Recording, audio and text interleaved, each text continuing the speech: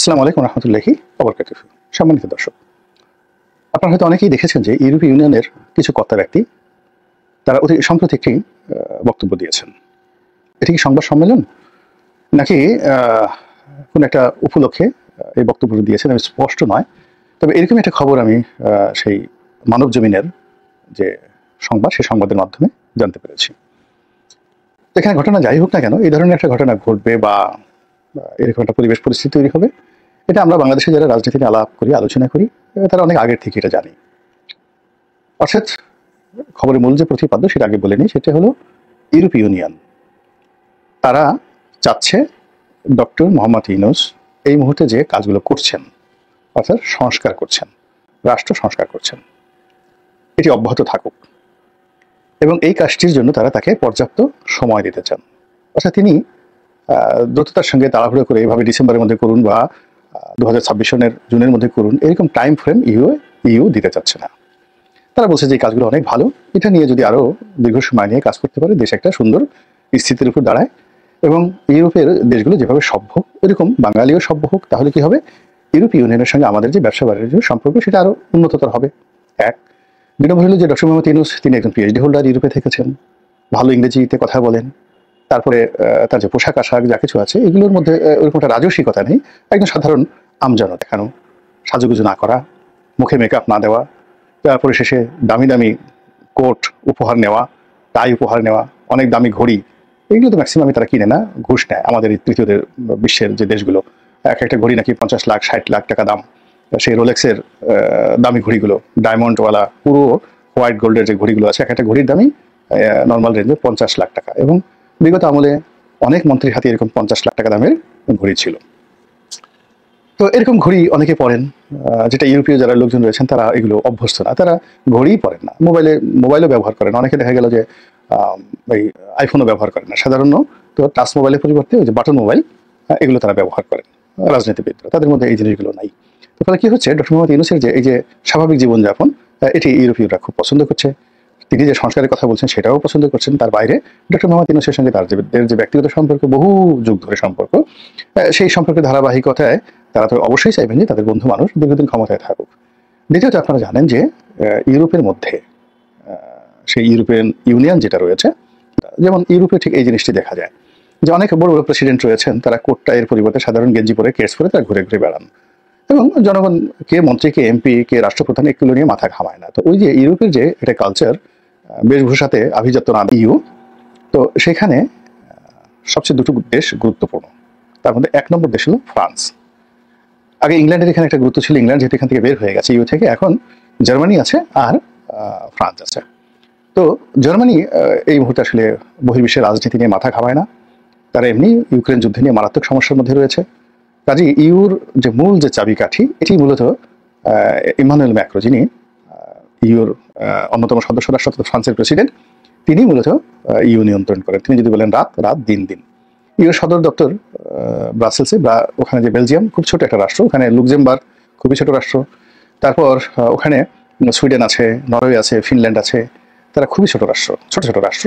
তো কাজেই সেই দিক থেকে পরাশক্তি হিসেবে এখানে ফ্রান্স যে গুরুত্বপূর্ণ ভূমিকা পালন করেন। তো সেই গুরুত্বপূর্ণ ভূমিকা পালন করার কারণে কি হচ্ছে, ফ্রান্স যেটা বলেন ওটা ইউ এর ভাষা হয়ে যায়। তো আপনারা জানেন যে ফ্রান্সের যিনি প্রেসিডেন্ট রয়েছেন মিস্টার ইমানুয়েল ম্যাক্রো, তো ইমানুয়েল ম্যাক্রোর সঙ্গে ডক্টর মোহাম্মদ ইউনূসের ব্যক্তিগত খুবই ভালো সম্পর্ক, বন্ধুত্বপূর্ণ সম্পর্ক রয়েছে।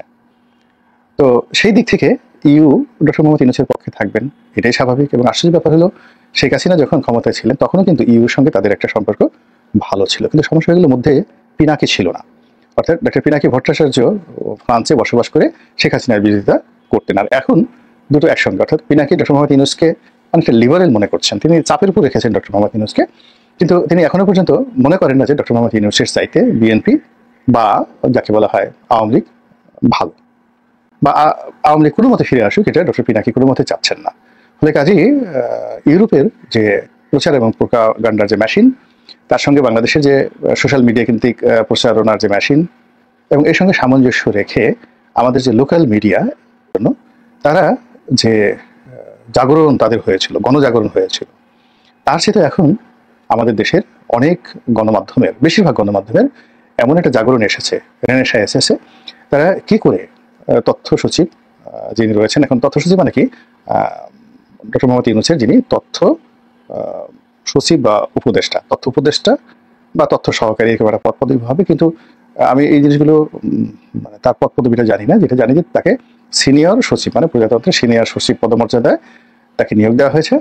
আর দ্বিতীয়ত হলো যে তিনি এখন এতটা বিখ্যাত, এতটা আলোচিত, এতটা ক্ষমতাধর যে ডক্টর মোহাম্মদ ইউনূস এবং শফিক সাহেব, এই দুটো নাম যুগপৎ, একেবারে জড়োয়া ভাই, পিতা পুত্র, বা অন্যান্য যেমন মামা ভাগিনা, পিতা পুত্র, চাচা ভাতিজা, এরকম একটা সম্পর্কের মতো একেবারে দহরম মহরম সম্পর্ক হয়ে গিয়েছে। এখন ডক্টর মোহাম্মদ ইউনূসের সঙ্গে এমনি আগে থেকে মিডিয়ার একটা ভালো সম্পর্ক, তার সঙ্গে জনাব শফিকেরও এই নতুন পদ পদবির কারণে স্থানীয় মিডিয়ার সঙ্গে সম্পর্ক আত্মীয়, যেহেতু একসময় বিদেশি সংবাদ মাধ্যম এএফপির বাংলাদেশ ব্যুরো চিফ ছিলেন, প্রধান ছিলেন, তো কাজেই আন্তর্জাতিক যে মিডিয়াগুলো, সেই মিডিয়াগুলোর সঙ্গে তার একটা সম্পর্ক থাকবে, এটাই স্বাভাবিক ব্যাপার। ফলে কি হচ্ছে, CNN, আল জাজিরা, তারপর ফক্স নিউজ, এরপর আপনি the Telegraph, new York Times, Sunday Times, Washington post থেকে শুরু করে বিদেশে আরো নাম করা পত্রপত্রিকা, ফ্রান্সের লামন্ডে, এরকম অনেক, জাপানের পত্রপত্রিকা, সবার সঙ্গে ডক্টর মোহাম্মদ ইউনূসের যে সম্পর্ক, সেটার সঙ্গে এটা অনেকটা এখন আপনি ইউনূস মিডিয়া বলতে পারেন, অথবা আপনি শফিক মিডিয়া বলতে পারেন। মিডিয়ার এত বোধোদয় বা এতটা রেনেসা কখনো কোনো জামানাতে আমি দেখিনি। এমনকি বঙ্গবন্ধু যখন বাকশাল করলেন, তখন বাকশাল করার পর যে 4টি পত্রিকা ছিল, এবং এই 4টি পত্রিকা বাকশালকে তেল দেওয়ার জন্য, বঙ্গবন্ধুকে তেল দেওয়ার জন্য, ইউনূসের যে এখন রাইট হ্যান্ড মিস্টার শফিক, তার সম্পর্কের কারণে মিডিয়াটা মূলত একেবারে পরিপূর্ণভাবে একটা নতুন জাগরণের তৈরি হয়েছে। যে কোনো মূল্যে ইউনূস সাহেবের সকল কর্মকে এনলাইটেন এন্ড হাইলাইট করতে হবে। আর এর ছোঁয়া গিয়ে পড়েছে সামাজিক মাধ্যমে। সামাজিক মাধ্যমে একটা ভাইব তৈরি হয়ে যাচ্ছে, কখনো নেতিবাচক, কখনো নেতিবাচক। তো এইগুলো এখন আমি ধরুন কথার কথা ডক্টর মোহাম্মদ ইউনূসের সমালোচনা যদি করি, কিন্তু 3টে সমালোচনা করার পর যদি একটা পজিটিভ কথা বলি, তখন লোকটা করবে কি, লোকগুলো করবে কি, আমার কথাটা গ্রহণ করবে, যে এর কারণে আমি 3 দিন গালাগালি করেছি। তো কাজেই যারা ইউনূস বিরোধী লোক, তারা চতুর্থ ভিডিওতে দেখা গেল আমি ইউনূসের পক্ষে বলে ফেললাম যে ও মাই গড, তার মতো মহামানব আর হয় না। তো এইভাবে আসলে সোশ্যাল মাধ্যমে যে পলিটিক্যাল বিহেভিয়ার, ইকোনমিক বিহেভিয়ার, এটা একটা নতুন প্যাটার্ন তৈরি হয়ে গেছে আমাদের এই অন্তর্বর্তীকালীন সরকারের জমানাতে, এবং যার পুরোটাই ডক্টর মোহাম্মদ ইউনূসের অফিস নিয়ন্ত্রণ করছেন। তো তারই প্রেক্ষিতে এই ইউরোপীয় ইউনিয়ন যারা লোকজন রয়েছে, তাদের সম্পর্ক, তার সঙ্গে সঙ্গে এই যে সোশ্যাল মিডিয়া, তার সঙ্গে সঙ্গে মূলধারার গণমাধ্যম, সব জায়গাতে এখানে দেখানো হচ্ছে যে আমাদের এই দেশ এখন অর্থনৈতিকভাবে এতটা স্বাবলম্বী, ওয়ার্ল্ড ব্যাংক অর্থাৎ বিশ্ব ব্যাংক, জাইকা, IMF এর কোনো লোন দরকার নেই। 2 নম্বর হলো যেখানকার মানুষ এতটা সুখে আছে যে তারা ডক্টর মোহাম্মদ ইউনূসকে ছাড়তে চাচ্ছেন না, আরও 5 বছর 10 বছর আজীবন তিনি থাকেন। এবং তিনি শুধু নন, তার যারা উপদেষ্টা রয়েছেন তারাও যেখানে যাচ্ছেন, মাঠে ঘাটে পথে আওয়াজ উঠছে যে ইউনূস স্যারকে আর ছাড়া যাবে না। নর্মালি আমরা শেখ হাসিনাকে হাসিনা বলতাম, বেগম খালেদা জিয়াকে খালেদা বলতাম, তারেক রহমান সাহেবকে তারেক বলি, জিয়াকে জিয়া বলি, বঙ্গবন্ধুকে ওই জমানাতে শেখ